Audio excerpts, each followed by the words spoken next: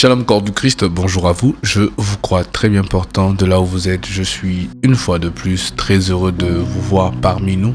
Ne vous fatiguez pas de cette introduction. C'est ma salutation que je n'arrêterai jamais de vous adresser parce que dites-vous que dans le fond, je serai toujours très heureux de vous avoir avec nous. Vous parler est une faveur que Dieu me fait de vous dire des choses qui à la limite sont importantes pour votre vie chrétienne.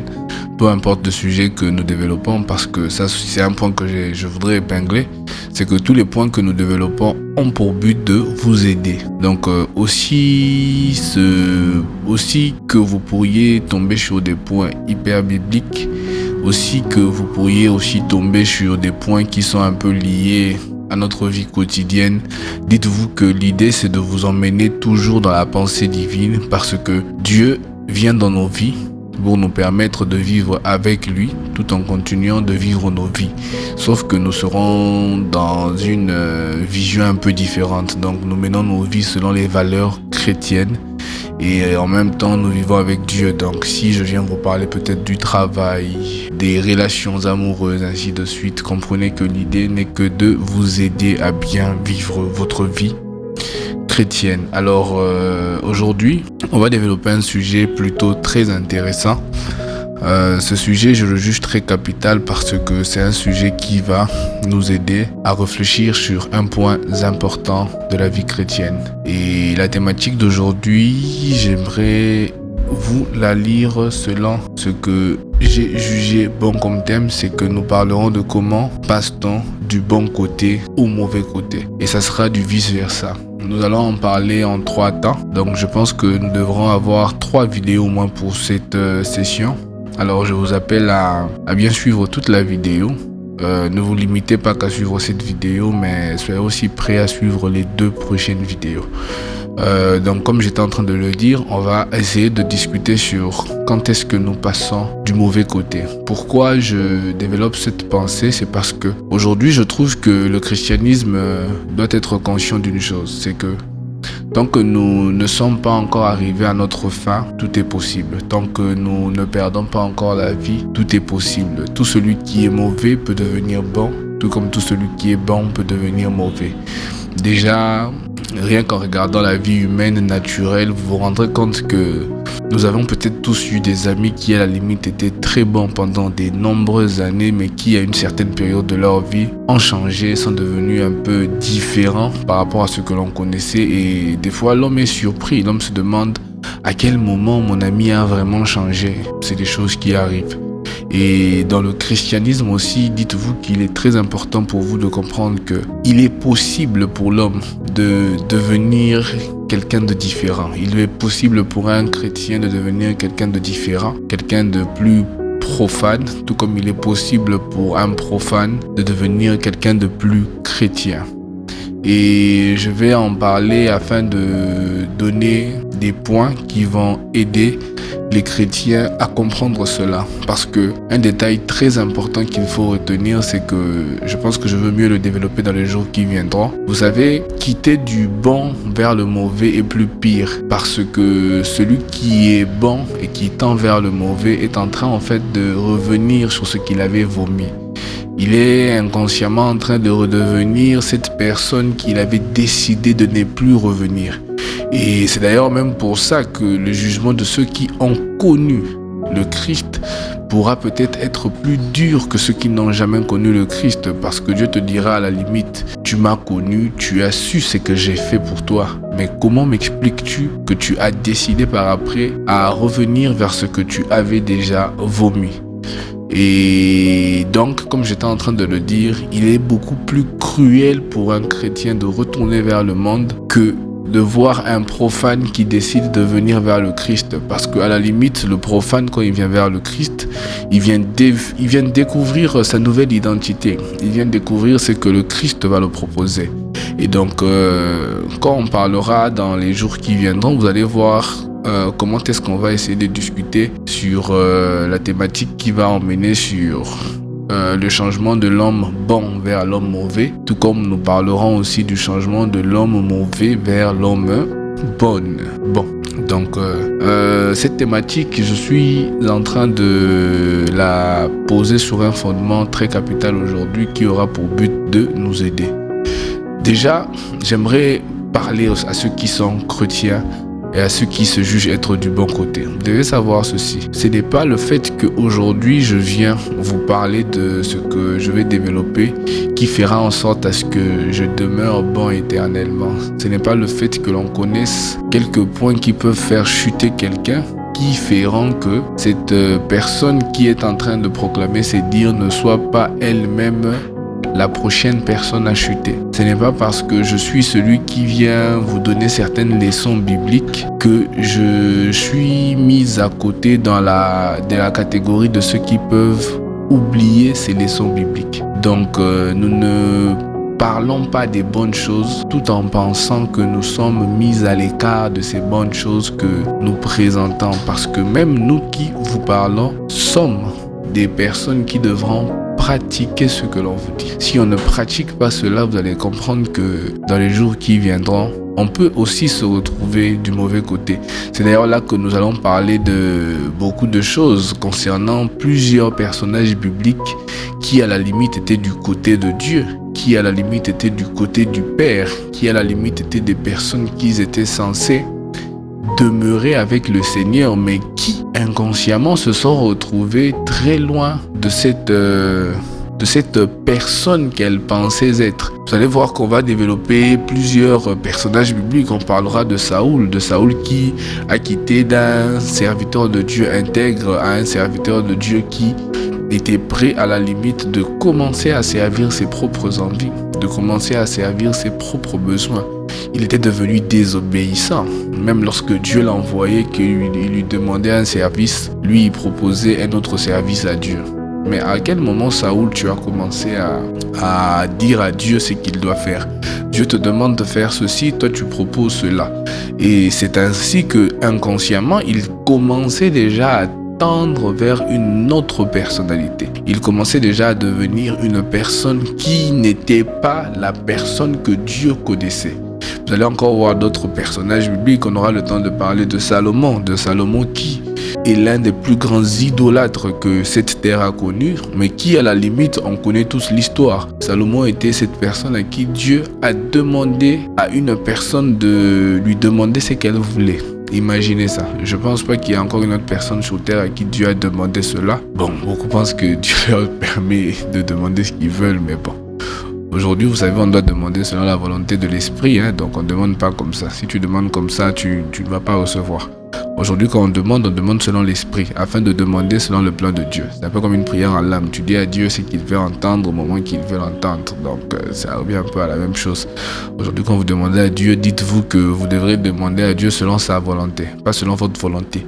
Car si votre volonté n'est pas conforme à sa volonté, il ne vous le donnera pas. Je ferme la parenthèse. Et donc, du coup, on a pu voir un Saoul, un Salomon qui se sont désorientés. Et j'aimerais même parler encore d'un autre personnage biblique qu'aujourd'hui beaucoup jugent être un démon, alors qu'à la limite c'était quelqu'un qui était disciple de Jésus, était serviteur de Jésus, était quelqu'un qui a pu chasser des démons dans des corps humains, était une personne qui avait opéré sous la direction du Christ, c'est Judas. Mais la question à se poser, quand est-ce que Judas a changé? Quand est-ce que Judas est devenu ce qu'il a pu devenir? Judas n'était pas une personne qui, à la limite, était venue s'incruster parmi les disciples. Non, Judas a été jugé être digne d'un disciple par le Christ. Et donc, Judas, venant vers le Christ, il ne s'attendait pas à être le démon dont on parle aujourd'hui.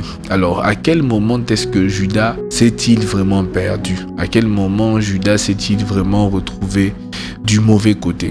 Parce que ce moment-là existe toujours. En fait, il y a ce moment qui emmène toujours l'homme à devenir quelqu'un d'autre. Il y a toujours ce moment qui emmène l'homme à devenir une autre personne. Et c'est ainsi que l'on doit essayer d'être conscient de cela. On doit essayer d'être conscient de ces choses qui nous emmènent à changer. On doit être conscient de ces choses qui nous emmènent à devenir ce que de base l'on n'était pas. Et si on fait appel à la conscience, vous allez voir que nous aurons en tout cas cette possibilité de ne pas nous laisser emporter. Vous allez voir que nous n'aurons pas en fait cette facilité de nous laisser embarquer dans ce que l'on ne devrait pas. Et donc, nous aurons le temps de discuter sur cela et vous allez voir que on va comprendre quand est-ce que arrive-t-il à un homme de basculer. Alors, retenez alors donc ceci pour aujourd'hui. Est-il possible pour un homme de changer de côté? Oui. Cela est très possible. Si vous êtes chrétien aujourd'hui, dites-vous que demain vous pouvez devenir païen. Les gens disent des fois que l'on ne perd pas le salut. Ça, c'est un autre sujet. Lorsqu'on pêche, on ne devient pas automatiquement pécheur. Parce qu'un enfant de Dieu peut pécher, mais un enfant de Dieu n'est pas un pécheur. Et donc, si vous êtes chrétien aujourd'hui, dites-vous qu'il est possible pour vous un jour de devenir païen. Parce que si vous n'avez pas la conscience qu'il faut, si vous n'avez pas la concentration qu'il faut, si vous n'avez pas cette facilité de vous revoir vous-même, vous pouvez vous rendre compte que vous êtes juste redevenu païen, mais vous ne le saviez pas. Et donc, est-il possible pour un homme de changer de côté? Dites-vous que oui, il est possible de changer de côté. Et deuxièmement, comment quelqu'un de bien peut-il finir dans le mal? Comme j'étais en train de le dire tantôt, c'est simplement en décidant de ne pas s'analyser. Un homme qui est chrétien mais qui ne s'analyse pas, qui ne s'examine pas, a la facilité de changer de camp, a la facilité d'aller vers une routine qui n'était pas la sienne. On fera un petit test qui sera peut-être même le court résumé de ces messages afin de pouvoir vous permettre à comprendre si il vous est possible de changer de côté. Alors, troisième question qu'on va essayer de répondre, c'est est-ce que le basculement se fait en un jour? Je pourrais mieux vous l'expliquer par le petit test que l'on fera afin que vous puissiez comprendre si non, je pense que je vais même vous répondre déjà. Le basculement ne se fait pas en un jour. Un homme qui change ne change pas en un jour. C'est toujours des jours qui, à la limite, nourrissent cette autre personnalité qui se tient juste devant nous.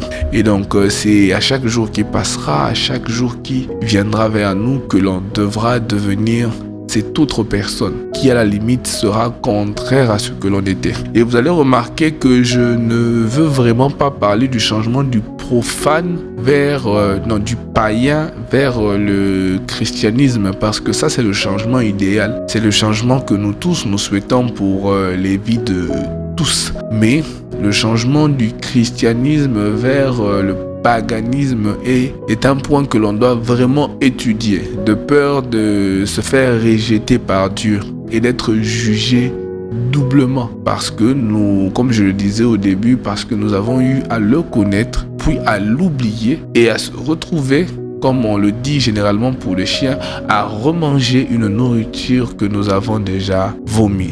Alors, on va passer au test aujourd'hui afin de pouvoir vous expliquer comment est-ce qu'un homme aujourd'hui peut quitter d'un bon côté vers le mauvais côté et comment est-ce qu'il peut quitter du mauvais côté vers le bon côté. Mais dans le changement du mauvais côté vers le bon côté, nous allons faire appel au Saint-Esprit qui va jouer un rôle très important, parce que le profane ne connaît pas l'Esprit et quand il rencontre le Seigneur Jésus, automatiquement l'Esprit va l'aider à comprendre ce qu'il faut comprendre, il va le convaincre du péché et l'aider à être sauvé, et il va l'aider en même temps à devenir ce chrétien qu'il faut. Et quand le changement se fait du christianisme vers le paganisme, ça veut dire que l'homme décide de rétrograder, de retourner en arrière. Et donc, qu'est-ce qu'il va faire?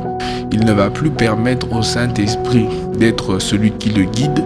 Il décidera de se laisser guider par sa chair et il va se retrouver dans une vie qui sera tellement loin de Dieu qu'il pourra à la limite ne plus être considéré comme étant un enfant de Dieu. Alors, donnez-moi quelques minutes, je vais aller chercher ma femme qui va m'aider à faire ce test. Et donc, je suis de retour, j'essaie de bien mettre les choses en place. Pour tous ceux qui se demandent, généralement, à quel moment il arrive-t-il à ce que j'ai arrêté d'être celui que j'étais pour devenir quelqu'un d'autre? Il y a un facteur qui joue beaucoup de rôle dans nos changements, c'est notre entourage.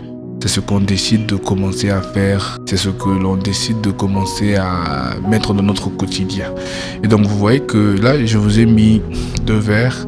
Ça, c'est à la limite la bonne vie. Et ça, à la limite, c'est... supposons ça un peu comme la mauvaise vie.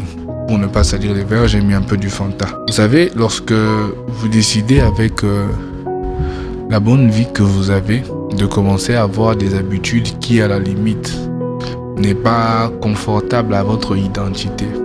C'est à ce moment-là que le changement commence. Parce que si je prends juste un peu de Fanta et que je le mets à l'intérieur de la bonne vie, vous allez voir que le Fanta, déjà, à la limite, ça change déjà la couleur. Pourquoi? Parce que dès que vous décidez de commencer à vous entourer, à fréquenter, à avoir un quotidien qui n'est pas à la limite l'image de ce que vous êtes, vous commencez déjà votre changement. Et Dieu m'est en train de me dire que si tu décides un jour dans ton quotidien de commencer à fréquenter les personnes qui ne sont pas dans la même valeur que toi, impérativement ils commenceront petit à petit à te changer. Et tu ne pourras peut-être pas te rendre compte à quel moment précis de ton christianisme tu t'es retrouvé de l'autre côté. Tu ne pourras plus savoir à quel moment précis de ton christianisme tu t'es perdu.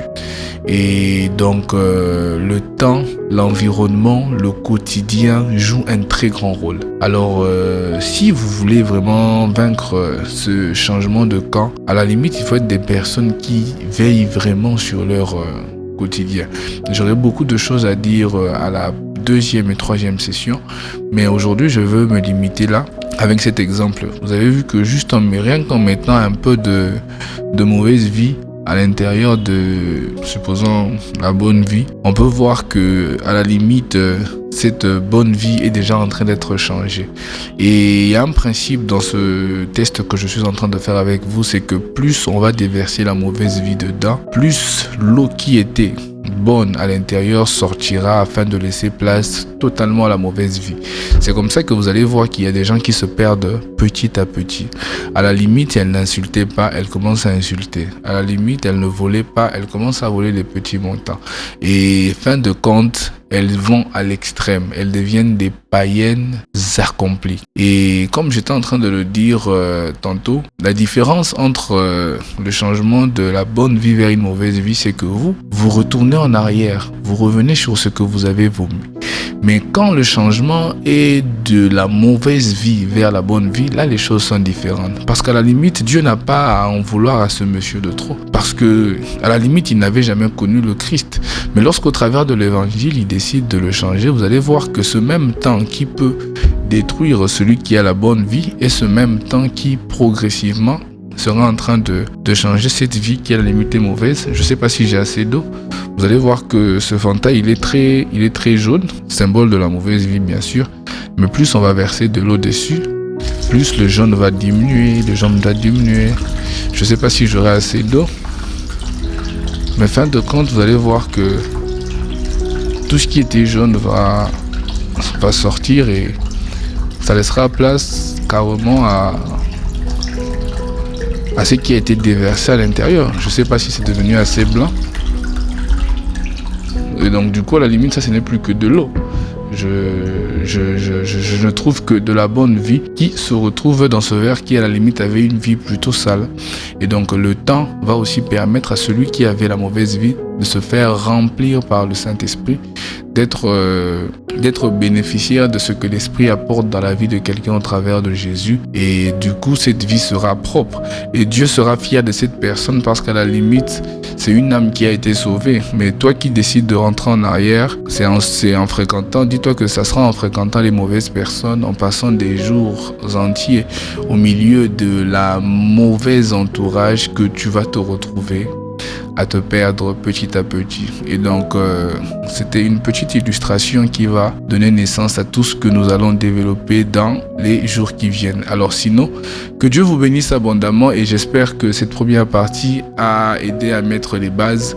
Je vais aller dans la Bible, dans les profondeurs de la Bible, dans les pensées bibliques, dans des histoires qui sont bouleversantes dans les 2 prochaines sessions et j'espère que cela va vous bénir énormément. Sinon, que Dieu vous bénisse abondamment, interloquant.